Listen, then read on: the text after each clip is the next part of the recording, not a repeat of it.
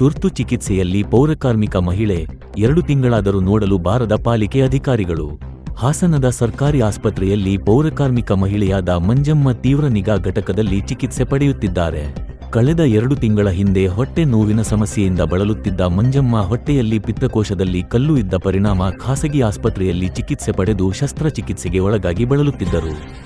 ಶಸ್ತ್ರಚಿಕಿತ್ಸೆ ನಂತರ ಮತ್ತೆ ಹೊಟ್ಟೆ ನೋವಿನ ಪರಿಣಾಮವಾಗಿ ಖಾಸಗಿ ಆಸ್ಪತ್ರೆಯಲ್ಲಿ ಚಿಕಿತ್ಸೆ ಪಡೆಯುತ್ತಿದ್ದರೂ ಅವರಿಗೆ ಸ್ಟ್ರೋಕ್ ಕೂಡ ಆಗಿದ್ದು ಬಹಳ ಸಮಸ್ಯೆಯಲ್ಲಿ ಬಳಲುತ್ತಿದ್ದಾರೆ. ಹಣದ ಭಾವದಿಂದ ತೀವ್ರ ಆರ್ಥಿಕ ಸಂಕಷ್ಟದಿಂದ ಸರ್ಕಾರಿ ಆಸ್ಪತ್ರೆಗೆ ದಾಖಲಾಗಿದ್ದಾರೆ. ಇವರಿಗೆ ಒಬ್ಬ ಮಗಳು ಇದ್ದಾರೆ. ಮಗಳಿಗೆ ಮದುವೆಯಾಗಿದ್ದರೆ ಮಗ ತನ್ನ ಕೆಲಸದ ಜೊತೆ ತಾಯಿಯನ್ನು ನೋಡಿಕೊಳ್ಳಬೇಕಾಗಿದೆ. ಇಂತಹ ಸಂದರ್ಭದಲ್ಲಿ 2 ತಿಂಗಳಾದರೂ ಹಾಸನ ನಗರ ಪಾಲಿಕೆಯ ಅಧಿಕಾರಿಗಳಾಗಿರಲಿ, ಆಯುಕ್ತರಾಗಿರಲಿ, ಆರೋಗ್ಯ ನಿರೀಕ್ಷಕರಾಗಿರಲಿ ಇತ್ತ ಸುಳಿಯದೇ ಇರುವುದು ದುರಂತದ ಸಂಗತಿಯಾಗಿದೆ. ಮಂಜಮ್ಮರವರ ಮೇಸ್ತ್ರಿಗಳು ಅಥವಾ ಆರೋಗ್ಯ ನಿರೀಕ್ಷಕರು ಇಂತಹ ಸಂದರ್ಭದಲ್ಲಿ ಇವರ ಜೊತೆಗಿದ್ದು ಇವರ ಆರೋಗ್ಯ ಮತ್ತು ಕುಟುಂಬದ ಸಮಸ್ಯೆಗಳಲ್ಲಿ ಭಾಗಿಯಾಗಬೇಕಿತ್ತು. ಆದರೆ ಒಬ್ಬಂಟಿಯಾಗಿ ಮಗ ಮಂಜುನಾಥ್ ಸಮಸ್ಯೆಗಳನ್ನು ಎದುರಿಸಿ ನಿಂತಿದ್ದಾರೆ. ಈಗಾಗಲೇ 2 ರಿಂದ 3 ಲಕ್ಷ ಶಸ್ತ್ರಚಿಕಿತ್ಸೆಗೆ ಸಾಲ ಆಗಿದ್ದು ಅದು ಕೂಡ ಭರಿಸಲಾಗಿದೆ. ಸಮಸ್ಯೆಯಲ್ಲಿದ್ದಾರೆ. ಇತ್ತ ಅಮ್ಮನನ್ನು ನೋಡಿಕೊಳ್ಳಬೇಕಾದ ಪರಿಸ್ಥಿತಿ ಮಂಜುನಾಥ್ ರವರದ್ದು. ಇನ್ನೊಂದು ಕಡೆ ಮಂಜುನಾಥ್ ರವರು ಕೂಡ ಕೆಲಸಕ್ಕೆ ಹೋಗಬೇಕಾದ ಅನಿವಾರ್ಯ. ಇವರು ಕೂಡ ಪೌರಕಾರ್ಮಿಕರಾಗಿದ್ದಾರೆ. ಇಂತಹ ತುರ್ತು ಸಂದರ್ಭದಲ್ಲಿ ಆಡಳಿತವು ಅವರ ಜೊತೆಗೆ ಇಲ್ಲದಿರುವುದು ಬೇಸರದ ಸಂಗತಿಯಾಗಿದ್ದಾರೆ.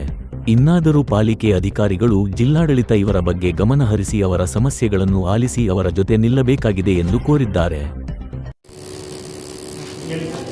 ನಮಸ್ತೆ.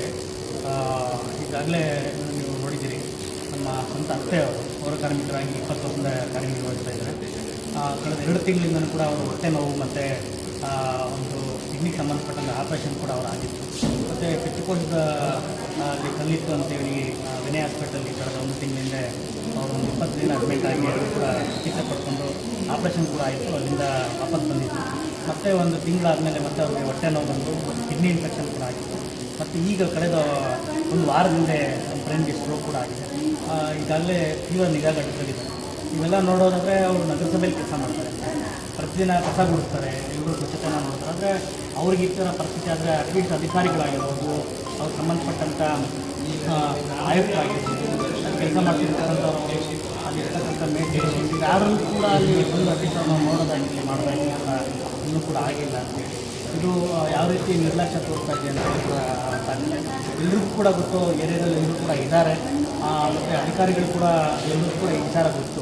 ಅಂದರೆ ಇಡೀ ಕುಟುಂಬದಂಥ ಜವಾಬ್ದಾರಿ ಇರುವಂಥ ಇವರು ಕೂಡ ಅವರು ಕೂಡ ಕೆಲಸಕ್ಕೆ ಹೋಗಬೇಕು, ಇವರು ಕೂಡ ಕೆಲಸಕ್ಕೆ ಹೋಗಬೇಕು. ಎರಡೂ ಕೂಡ ಶಬ್ದವಾಗಿದೆ. ಮನೆ ಆರ್ಥಿಕ ಪರಿಸ್ಥಿತಿ ಸರಿ ಇಲ್ಲ. ಇಂಥ ಸಂದರ್ಭದಲ್ಲಿ ಜೊತೆಲಿ ಬೆಂಗಳೂರು ಬೇಕಾಗಿರ್ತಕ್ಕಂಥ ನಗರಸಭೆ ಇವತ್ತು ಮಹಾನಗರ ಪಾಲಿಕೆ ಸೈಲೆಂಟ್ ಆಗಿದೆ. ಇದು ಭಾಳ ನಿರ್ಲಕ್ಷ್ಯ ತೋರ್ತಾ ಇದೆ.